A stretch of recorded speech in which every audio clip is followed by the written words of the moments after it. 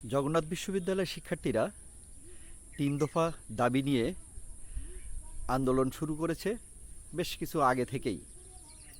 এই ৩ দফার আন্দোলনের মধ্যে অন্যতম হচ্ছে তাদের আবাসন যে সংকট সেটা নিরসন করা। আর যতক্ষণ পর্যন্ত আবাসন সংকট নিরসন না হচ্ছে ততক্ষণ পর্যন্ত এই শিক্ষার্থীদের যে আবাসন ব্যয়, এই ব্যয়ের একটি অংশ সরকার এবং সরকার তথা বিশ্ববিদ্যালয় কর্তৃপক্ষ পালন করবে, এটি তাদের দাবির মধ্যে আছে। দাবির মধ্যে আছে যে আবাসন প্রক্রিয়া উন্নত করবার জন্য তাদের যে দ্বিতীয় ক্যাম্পাস, এই দ্বিতীয় ক্যাম্পাস স্থাপন তথা প্রতিষ্ঠার যে কার্যক্রম সেটা দ্রুত হাতে নেয়া এবং আগামী একনেকের সভায় বিষয়টি উপস্থাপন এবং গ্রহণ করে জরুরি ভিত্তির যে সমস্ত প্রকল্প সেই প্রকল্পের আওতায় এটাকে নিয়ে আসা। এই বিষয়টি নিয়ে অনেক দিন ধরে তাদের মধ্যে ক্ষোভ উত্তেজনা চলছিল। তারা এনসিপির যমুনা মুভের মতো, লং মার্চের মতো যে সফল একটি আন্দোলন তাদেরকে সম্ভবত উৎসাহিত করেছিল। তারা সবাই প্রায় 1000-এর মতো শিক্ষার্থী যমুনার উদ্দেশ্যে যাত্রা শুরু করে। কিন্তু এনসিপি আর জগন্নাথ বিশ্ববিদ্যালয়ের শিক্ষার্থী তো এক হতে পারে না।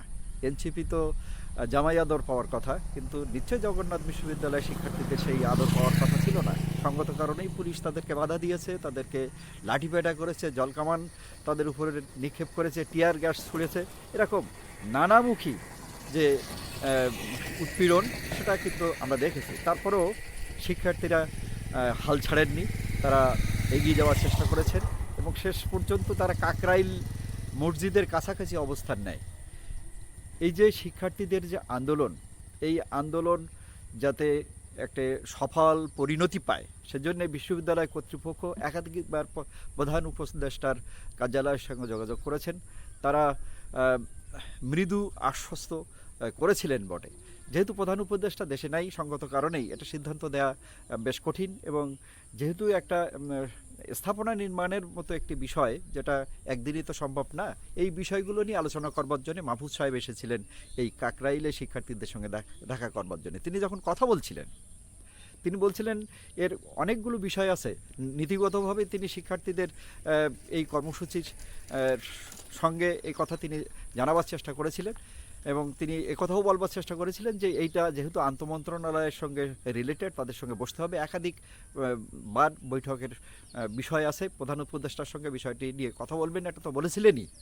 কিন্তু শিক্ষার্থীরা কেন যেন এই কথাই কিন্তু সন্তুষ্ট হতে পারেনি। আমরা দেখলাম ভিড়ের মধ্যে কোনো একজন শিক্ষার্থী তাকে উদ্দেশ্য করে পানির বোতল ছুঁড়ে মারলেন, তিনি মৃদু আহত হয়েছেন এবং জাতীয় গণমাধ্যমের সামনে একজন উপদেষ্টা যিনি আবার এই গণমাধ্যমকে নিয়ন্ত্রণ করেন, তাকে এই শারীরিকভাবে হেনস্থ, এটা কোনোভাবেই কাম্য হতে পারে না। এটা অবশ্যই নিন্দনীয় একটি বিষয়।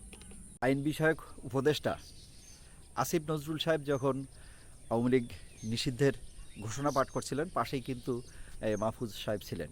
ওই রাতেই তিনি জামাত ইসলামকে উদ্দেশ্য করে একটা স্ট্যাটাস দিয়েছিলেন।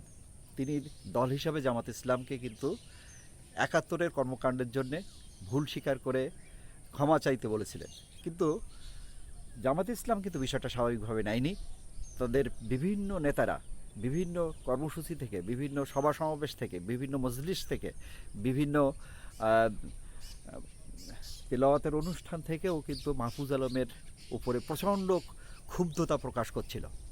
আমরা জানি না এই ক্ষুব্ধতার বহিঃপ্রকাশ গতকাল রাতে বোতল ছোড়ার ঘটনাটি ঘটেছে কিনা, এটা হতেও পারে আবার নাও হতে পারে, এটা তদন্তের বিষয়। মাহফুজ আলম নিজেই বলছিলেন এটা যারা এই আন্দোলনকে স্যাবোটাজ করতে চায় তারা কেউ বোতল ছুটতে পারে।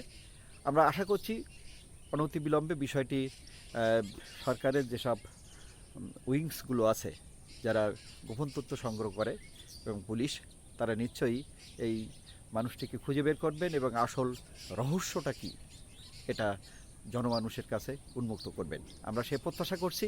আমরা কোনোভাবেই কারোর উপরে শারীরিক লাঞ্ছনা আমরা মান্যতা দিতে চাই না।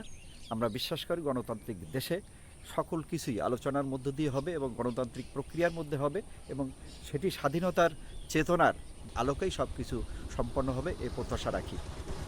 ধন্যবাদ সবাইকে।